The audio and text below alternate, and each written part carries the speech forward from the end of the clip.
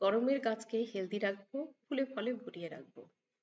আর kitchen ঘর থেকে যেসব সবজির খোসা, পেঁয়াজ রসুনের খোসাগুলো বেরিয়ে যায় সেগুলো ফেলে না দিয়ে আজকে এমন একটা ফার্টিলাইজার এবং পেস্টিসাইড তৈরি করব যার ফলে গরমের গাছের গ্রোথ বাড়বে আর তার সাথে ফুল ফলে ভরে যাবে। তো এই নিয়ে আজকের আমার ভিডিওটা। আসসালামু আলাইকুম, আর গার্ডেনে আপনাদের সকলকে স্বাগত।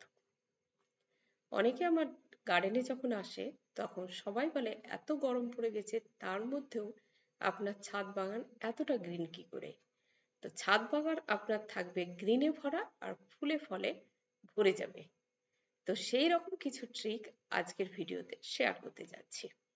আর আমরা কিচেন থেকে যেসব শাকসবজির খোসাগুলো পাবো সেগুলো কিন্তু ফেলে দেবো না, সেখান থেকেই তৈরি হয়ে যাবে ফার্টিলাইজার এবং পেস্টিসাইড। তো এইরকমই আমি একটা পেস্টিসাইড বানাবো যেটা গরমে, মানে সারা গরমে গাছে অন্য কোনো আপনাকে বাইরে থেকে কিনে কোনো রাসায়নিক পেস্টিসাইড কিন্তু গাছে ইউজ করতে হবে না। এই পেস্টিসাইড দিয়েই আপনার গাছ আপনি তরতাজা করে ফেলুন। তো এইরকমই আমি পেঁয়াজ, রসুন, আদা এই খোসাগুলো কিন্তু ফেলে দিইনি। এগুলো একটা হাঁড়িতে পেঁয়াজ, রসুন, আদার এই যে খোসাগুলো রান্নাঘরে পড়ে থাকে সেগুলো দিয়েই কিন্তু তৈরি করছি আজকের পেস্টিসাইড। তো একটা হাঁড়িতে প্রায় 1 হাঁড়ির মতো আমি জল নিয়ে নিয়েছি, আর তাতে পেঁয়াজ, রসুন, আদার খোসা, তেজপাতা, দারচিনি, লবঙ্গ, কালো জিরে, গোলমরিচ সবকিছুই দিয়ে দিয়েছি। আর তার সাথে তেজপাতাও কিছু দিয়েছি, শুকনো লঙ্কা, কাঁচা লঙ্কা সবকিছু দিয়ে জলটাকে একেবারে ফুটিয়ে নিয়েছি। ততক্ষণ পর্যন্ত ফুটিয়ে নিয়েছি যতক্ষণ এর নির্যাসটা পুরো বেরিয়ে না যায়। আর বেরিয়ে গিয়ে দেখতেই পাচ্ছেন কালারটা জলের চেঞ্জ হয়ে গেছে, একেবারে কালো কালার চলে এসেছে।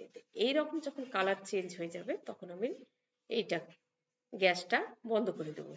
আর এই ফুটন্ত জলটা আমি ছেঁকে নিয়ে ঠান্ডা করে ফেলবো। এটা ছেঁকে ফেলছি।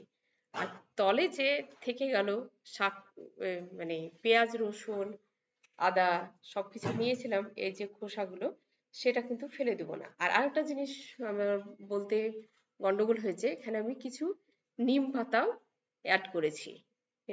নিম পাতা, পেঁয়াজ, রসুন, আদার আদার জাস্ট পিলগুলো, আর গোলমরিচ, কালো জিরে, তেজপাতা, দারচিনি, লবঙ্গ, এই 8খানা ইনগ্রেডিয়েন্টস আমি মিশিয়েছি। আর তার সাথে হচ্ছে নিম পাতা, সবগুলো মিশিয়ে ফুটিয়ে নিয়েছি। আর ফুটন্ত জলটাকে ছেঁকে বেশ কিছুক্ষণ ঠান্ডা করে নেব।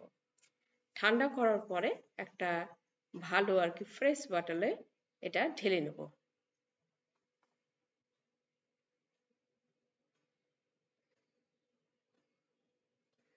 আর এখানে আমি যখন একটু হালকা ঠান্ডা হয়েছে তখন আমি একটা কর্পূর দিয়ে রেখে দেবো। এতে জলটা থাকবে বেশ অনেক দিন। আর কর্পূরও কিন্তু পেস্টিসাইডের কাজ করে এবং ফাঙ্গাসের অ্যাটাক থেকে গাছকে রক্ষা করে। আর এই এই যে লিকুইডটা তৈরি হলো, এটা যেমন ফাঙ্গাস বা কীটপতঙ্গের আক্রমণ থেকে গাছকে বাঁচাবে, তেমনি কিন্তু ফার্টিলাইজারও কাজ করবে। তো এরকম বাটলে আমি মানে ছেঁকে নিয়েছি পুরো আর কি, ঢেলে নিলাম। আর এটা রেখে দেবো পুরো 1 দিন। এখনই কিন্তু আমি গাছে অ্যাপ্লাই করব না, পুরো টোটালি রেখে দেবো। 10 ঘন্টা তো মিনিমাম রাখতে হবে। তা আমি পুরো 1 দিনই রেখে দিয়েছি, তারপরে আমি গাছে পরের দিন অ্যাপ্লাই করেছি। আর যে খোসাগুলো থেকে গেল আর কি, নিম পাতা থেকে শুরু করে পেঁয়াজ, রসুন সব যে সেদ্ধ করার যে খোসাগুলো থেকে গেল, সেটা কিন্তু আমি ফেলে দিইনি, এটা ছাদে রোদে শুকোতে দিয়ে দিয়েছি।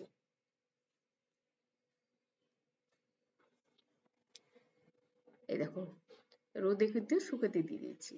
এটা যখন পুরোপুরি শুকিয়ে যাবে তখন এটাকে আমি ডাস্ট করে ফেলবো। আর দেখতে পাচ্ছেন এখানে গোলমরিচ, লবঙ্গ সবকিছুই কিন্তু রয়েছে, দারচিনি, এই প্রত্যেকটা ইনগ্রেডিয়েন্টস কিন্তু ফাঙ্গিসাইডেরও কাজ করে, তার সাথে কিন্তু পেস্টিসাইডেরও কাজ করে। আর এটা যখন শুকিয়ে গেছে, দেখুন পুরোপুরি শুকিয়ে গেছে, এই শুকনো অবস্থাতে আমি মিক্সার গ্রাইন্ডারে কিন্তু এটাকে গুঁড়ো করে ফেলবো। আর এর সাথে আপনি আরো পেঁয়াজ রসুনের খোসাগুলো নিয়ে এসে শুকাতে দিতে পারেন এবং বেশ খানিকটা অ্যামাউন্টে আপনি তৈরি করে প্যাকেটে রেখে দিতে পারেন। তো এটা গুঁড়ো করে নিয়েছি। আর আরো যদি পারেন যে আরো কিছু নিম পাতা এর সাথে অ্যাড করে দিয়ে গুঁড়ো করে রাখবো, সেটাও করতে পারেন। এর সাথে যদি বেশি পরিমাণে নিম পাতা দিয়ে আপনি গুঁড়ো করে রাখেন, তাহলে আপনার মাটি প্রস্তুত করার সময় কিন্তু নিম খোলের দরকার হবে না, এটা নিম খোলের কাজ করবে।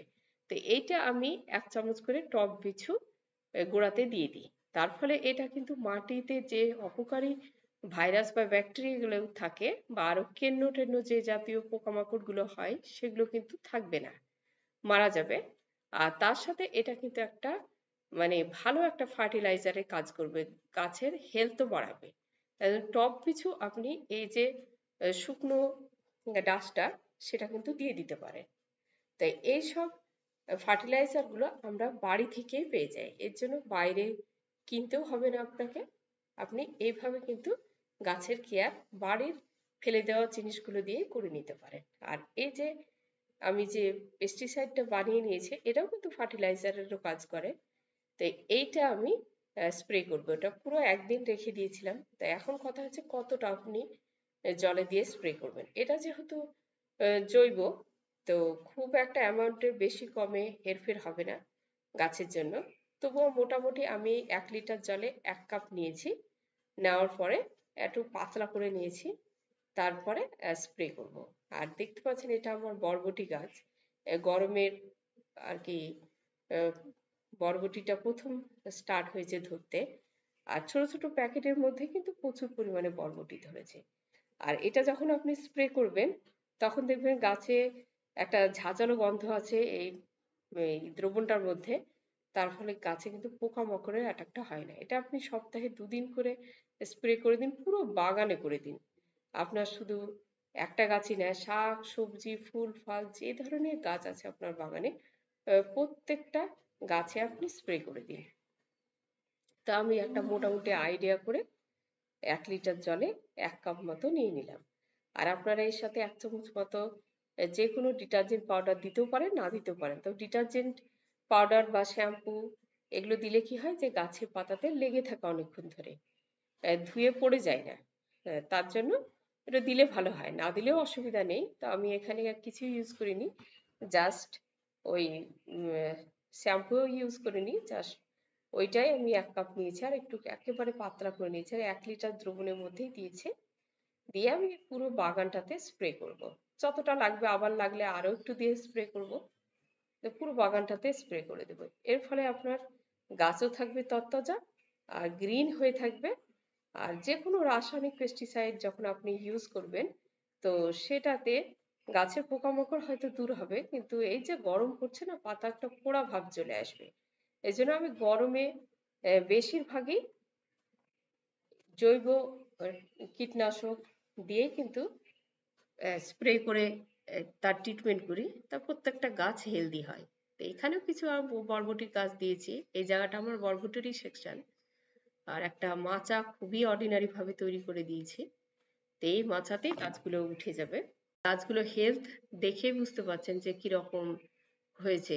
বাড়িতে এই যে সবজির যে গুণ, আমি এর আগের ভিডিওগুলোতে অনেক দেখিয়েছি যে সবজির খোসা থেকেই তৈরি করুন মাটি, ফার্টিলাইজার, সমস্ত কিছু। সবজির খোসাতে যা গুণ রয়েছে, তো শহর বাজারে যারা বসবাস করেন তারা ছাদেই বাজিমাত করে ফেলেন সবজি ফুল ফল সবকিছু দিয়ে। মানে মাটির চিন্তাও আপনাকে করতে হবে না, কোনো ফার্টিলাইজারেরও চিন্তা করতে হবে না। এই সবজির যে এত গুণাগুণ আছে, সবজির খোসাগুলো বাইরে ফেলে না দিয়ে এটাই কাজে লাগান, গিয়ে আপনার মানে আশেপাশকে একবারে গ্রিনে ভরিয়ে ফেলুন। আর এর থেকে আমরা যে ফ্রেশ অক্সিজেন পাচ্ছি, টাটকা ফল পাচ্ছি, সবজি পাচ্ছি, এটা থেকে আর বড় কি হতে পারে। আর কিছুটা নিজের মনও ভালো থাকে, কিছুটা পরিশ্রম করা যায়। তার ফলে আমার তো ছাদেই এতটা পরিশ্রম হয়, তো এখন আর মর্নিং ওয়াকে যেতে হয় না, ওই ছাদে ভারী ভারী টব তোলা, আহ, কাজ করা, হাঁটা চলা এর মধ্যেই হয়ে যায়। তো এইভাবে আপনারাও করতে পারেন, এইভাবে আপনারা যত্ন নিয়ে বাগান করে ফেলুন। সুস্থ থাকুন, ভালো থাকুন। এখানেই শেষ করছি, পরবর্তী ভিডিওতে আবার আপনাদের সাথে দেখা হয়ে যাবে ইনশাআল্লাহ।